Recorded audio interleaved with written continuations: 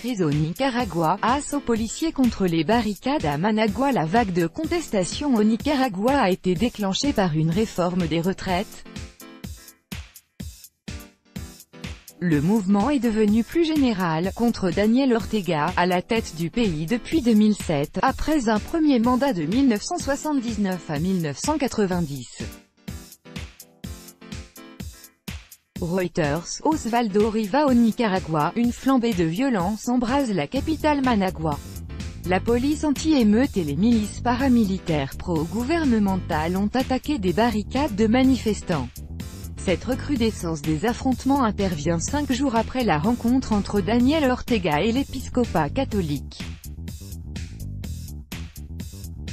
Les évêques avaient proposé au président nicaraguéen un plan de sortie de crise pacifique. Il lui avait accordé 2 jours de réflexion.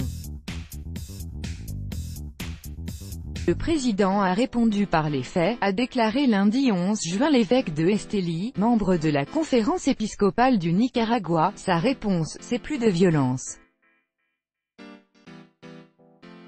Selon les témoignages d'habitants recueillis par la presse nicaraguéenne, les forces de sécurité ont fait irruption vers 6 h du matin dans les quartiers de la capitale, Managua. Sur les vidéos amateurs postées sur les réseaux sociaux, la police, soutenue par des hommes en civil, encagoulés, AK-47 en bandoulière, attaque les barricades de pavés et de pneus qui bloquent les principales artères de la ville, des tirs à balles réelles auxquels répondent les quelques jeunes manifestants qui montent la garde, à coups de jets de pierre et de mortiers artisanaux. La principale voie bloquée par les manifestants est l'autoroute qui relie la capitale à Masaya. Située à seulement 25 km, Masaya, ville historique du sandinisme, est aujourd'hui devenue le cœur de l'insurrection.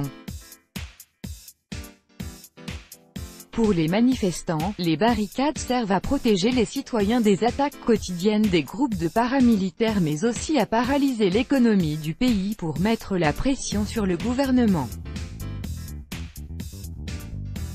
L'intervention des forces armées montre que le président Ortega refuse toujours le plan de négociation proposé par les évêques, et qu'il a fait le choix de la répression. Les affrontements ont déjà fait 147 morts en 1 mois et demi.